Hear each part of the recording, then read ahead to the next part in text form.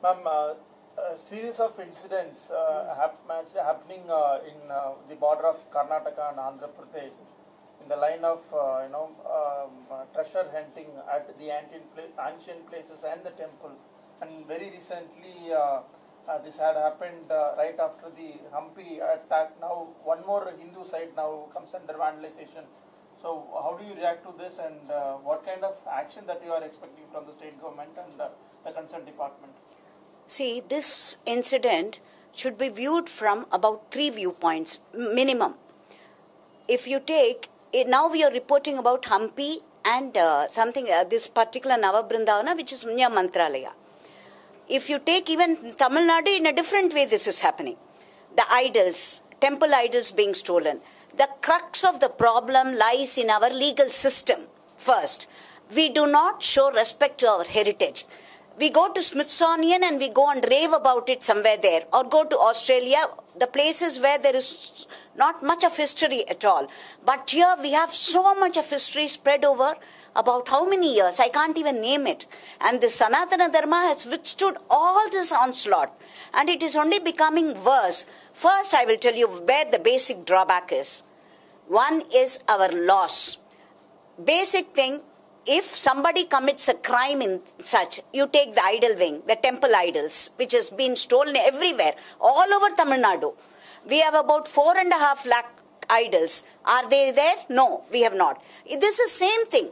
This vandalism in Hampi or this again in Navabrindavana smacks of only that, where we do not know to take care of our heritage properly. So one, the punishment should be a deterrent for another person to do it. Our laws, I'll tell you, let me tell you, nobody knows about it. The laws pertaining to these crimes are very, very, very silken edged. There is what should be the punishment normally for such people? It should be something like life imprisonment. No. You know how much it is, the imprisonment for such culprits? It is about 2 years, but if the magistrate wants, it could be about 6 months only. Somebody steals my jewels, come to my house and steals jewels. The imprisonment is 7 years. Somebody who steals my jewels, which has no value of other than the monetary value. But this particular thing which has so much of value, the culprits go scot-free with just a minimum sentence. So first thing, change our laws. The miscreants and the culprits of these should undergo life imprisonment. They should not be very lenient. So first, change our laws. Second, what we have been shouting from rooftops, the government, either the central government or the state government, they seem incapable of taking care of our temples, its treasures. So give it back to us, the Hindu community. We will take care of them. Don't you see security in Taj Mahal, in Red Fort, in Fatehpur Sikri, or any other place, in Ajmer Dargah? Why this? Why this sort of an attitude towards the place of Hindu worship alone? This particular Navabrindavan, I'm surprised. You know, I have gone to those places. It is the Brindavan of Madhvacharyas, nine top saints of the Madhva cult. I have gone there. It is not so easy. It is not that you reach that place by road or anything like that. You go to a place, Anekunde, which you have to travel through Mantralaya or Hyderabad or somewhere. And then you have to take a boat to this particular site. It is not easy. And when Tungabhadra is flowing, they even stop. You cannot even go by boat. So that particular place where it is so secluded, if people could reach that place, the criminals could reach that place, vandalize such sacred Brindavans of our saints. What insult could be more than this? Why are they not? See, it is happening everywhere. It is happening even in a secluded area. So nothing is safe. No Hindu place of worship is safe. No Hindu thing that is traditional, that is dear to our heart is safe. So even India, if you say today, the central government needs to do a lot of rethinking on these issues. The Ministry of Culture has to do a lot of homework. Let me tell you why we are all upset now. When the Puri temple issue came, the court gave a judgment that an advisory panel has to be formed. Till date, it has not been formed. Why this lethargy? Why this laconic attitude towards our sites alone? Why is this not shown?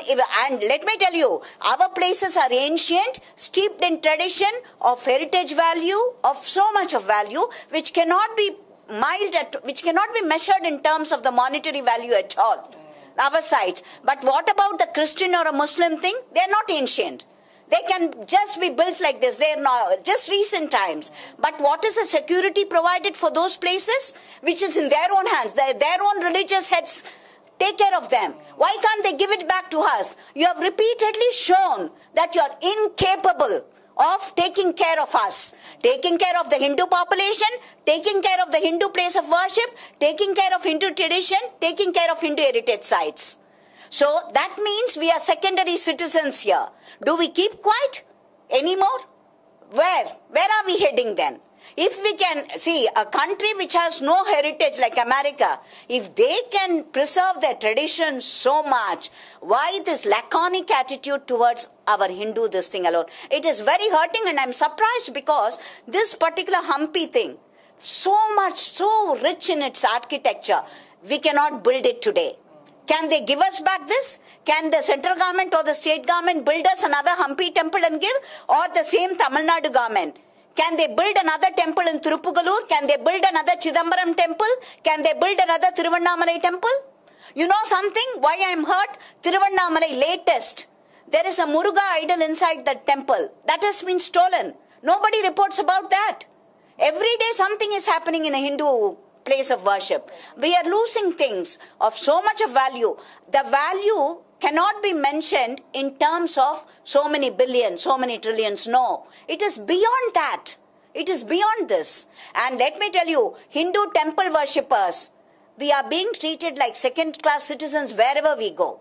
I would like to maintain here that even judiciary, bureaucracy, the government, the executive, everywhere that we go, I think everybody is to be blamed for this, and I would like to say that the majority of the Hindu population, if they do not do something, come as a collective, we need to come together as a collective group. If we don't, this is going to be the pattern again. Let us keep on crying like this. Let us shout from rooftops. Nothing is going to happen.